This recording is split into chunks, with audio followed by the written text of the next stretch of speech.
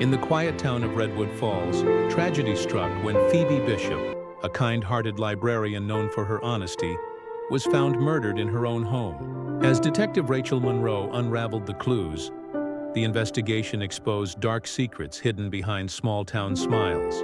Evan Cross, a trusted real estate developer, and his troubled friend Darren Mills became the center of a chilling conspiracy that began with greed and ended in blood. What seemed like a senseless killing soon revealed a web of deceit, betrayal, and guilt, where every truth uncovered brought the town closer to uncovering its darkest heart. Phoebe Bishop's life moved with quiet rhythm in the peaceful town of Redwood Falls, where days began with the sound of church bells and ended with the orange glow of sunset across the rooftops. She worked at the town's public library, where she was known for her gentle voice and her habit of keeping everything in perfect order. She lived alone in a small house covered in ivy, tucked behind rows of maple trees that turned bright gold every autumn. To anyone who met her, Phoebe seemed like someone who had found peace in simplicity. But on the morning of October 12th, that peace vanished without a trace. Her co-workers were the first to notice something was wrong. Phoebe was never late. Yet, on that chilly Tuesday morning, her desk sat empty, her mug still missing from the shelf, and her phone went unanswered. By noon, concern turned into dread. A friend from the library drove to her house to check on her, parking outside the small, pale blue home that had always looked so welcoming. The front door was slightly open, the latch bent as if it hadn't been shut properly. Inside, the air was still, thick with a faint smell of coffee and something else. Something unfamiliar, a trace of cologne.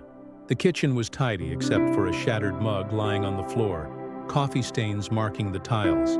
It looked as though someone had dropped it in surprise. In the bedroom, sunlight filtered through half-closed curtains, revealing Phoebe's body on the floor beside the bed. Her face was pale, her hair spread across the rug, and one of her hands was clenched around a piece of torn paper. There was no blood, no signs of a struggle, just an eerie stillness that made the scene feel unreal. The first police officers arrived within minutes and quickly sealed off the street. Neighbors gathered outside, whispering in disbelief. Redwood Falls had always been safe. Nothing like this had ever happened here. Detective Rachel Monroe surveyed the scene, her sharp eyes scanning every corner. There were no forced locks, no missing valuables. Phoebe's purse, wallet, and jewelry were untouched. Everything suggested that the person who killed her was someone she knew, someone she trusted enough to let inside. When the medical examiner arrived, the early signs suggested suffocation. The mark on Phoebe's neck was faint but telling. The paper in her hand turned out to be part of a torn journal page, too crumpled to read clearly. The scent of cologne lingered near the bed, strong, expensive, and distinctly masculine. The forensic team bagged the items and dusted for prints, but none of them matched anyone in the immediate database. By evening, the quiet street was lined with police cars, flashing red and blue lights against the golden glow of dusk.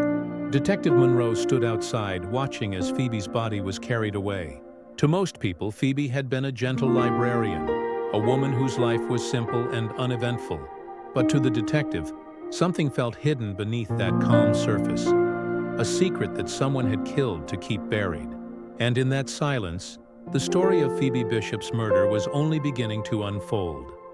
Detective Rachel Monroe spent the following morning walking through Phoebe Bishop's quiet neighborhood, replaying the details in her mind. The investigation had barely started, yet something about the scene refused to settle. It wasn't just the lack of forced entry or stolen belongings. It was the unnatural stillness in Phoebe's home, the deliberate calm after violence. Someone had taken great care not to leave chaos behind. It suggested control, planning, and familiarity. Whoever had done this knew her well enough to know how she lived. Back at the police station, Rachel spread the evidence photos across her desk. The torn journal page found in Phoebe's hand had been restored as much as possible. Most of it was smeared, but one faint line stood out. "He came again last night." The sentence hit her like a warning from the grave. It hinted that Phoebe had been afraid before she died. Someone had been visiting her, maybe watching her, and she had felt threatened enough to write it down. But who was he? Phoebe's phone records showed a call made at 11:38 p.m. on the night of her death. The number belonged to Evan Cross, a local real estate agent known around town for his charm and wealth. He had dated Phoebe briefly the previous summer before their relationship quietly ended. Rachel called him in for questioning. Evan arrived neatly dressed, polite but visibly tense. He claimed he hadn't spoken to Phoebe in weeks, that the call was a mistake, maybe a pocket dial. His alibi placed him home alone, watching television, but no one could verify it. When detectives later visited Evan's house, they noticed a bottle of the same brand of cologne found lingering in Phoebe's bedroom. It wasn't proof, but it deepened suspicion. The investigation widened to include surveillance footage from Phoebe's street. At 11:47 p.m., a dark-colored car was captured driving past her house. The license plate was partially visible, but clear enough to confirm it belonged to Evan Cross. When confronted, Evan insisted he had gone there to return a book Phoebe had lent him months earlier. He claimed he knocked on the door, got no answer, and left. But the inconsistencies in his timeline grew impossible to ignore. He said he left at midnight, yet the camera recorded no return trip. If he had driven away, where had he gone next? Forensics returned another detail: a faint shoe print near the broken mug. The tread pattern belonged to an expensive limited edition shoe sold at only one store in downtown Toronto. Evan owned a pair, but before the detectives could connect all the dots, a surprising twist emerged. DNA found beneath Phoebe's fingernails did not match Evan or anyone in the police database. Someone else had been there that night. The revelation left Rachel unsettled. If Evan wasn't the killer, then he had either helped hide the real one or was part of something larger. Phoebe's life, once thought to be quiet and uneventful, was beginning to unravel into a web of fear, secrets, and people who had far more to lose than anyone had imagined. Detective Rachel Monroe barely slept as the case deepened. Every lead seemed to twist into something darker. The connection between Darren Mills and Evan Cross was no longer speculation. It was fact. But no one could yet explain what exactly tied them together or what Phoebe Bishop had uncovered that led to her death. The burnt handbag, the hidden notes, the late-night calls. It all felt like fragments of a puzzle that didn't belong in a small town like Redwood Falls. The investigation now stretched beyond a murder. It hinted at a network of greed, lies, and betrayal that Phoebe had stumbled into by accident. 3 days after discovering Darren's notebook, police tracked him to a remote motel 2 towns away. Officers arrived before dawn, surrounding the building expecting a confrontation. But when they entered the room registered under Darren's name, it was empty. The bed was unmade, a half-eaten meal sat on the nightstand, and the window curtain moved gently in the breeze. Whoever had been there had left only hours before. On the small table lay a folded map of Redwood Falls. Circles marked 3 locations: Phoebe's home, the library, and Evan Cross's house. Rachel felt a chill as she studied the markings. Darren hadn't acted alone. Someone was directing him, and every trail led back to Evan. When officers questioned Evan again, his confidence had vanished. He looked exhausted, his voice shaking as he repeated the same lines. He had nothing to do with Phoebe's death. But his story began to crumble under pressure. Phone records revealed multiple late-night calls between him and Darren in the weeks before the murder. Financial records linked both men to a property scheme involving forged ownership deeds. The deeper Rachel looked, the clearer it became. Phoebe had discovered something illegal through her work at the library. Phoebe had been helping a local resident research land ownership files. During that process, she must have noticed inconsistencies in several documents, properties listed under false names that traced back to Evan's real estate company. Perhaps she confronted him, or maybe she confided in someone else.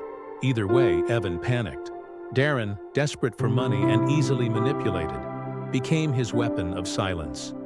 When confronted with the evidence, Evan finally broke down.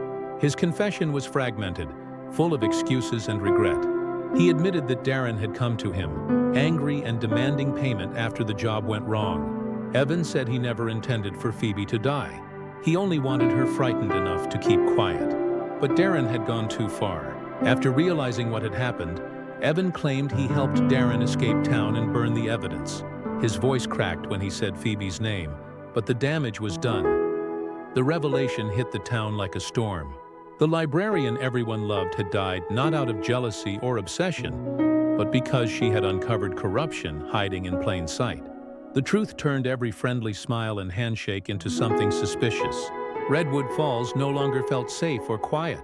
Behind every locked door and polite nod was the haunting reminder that even the most ordinary lives can conceal extraordinary darkness.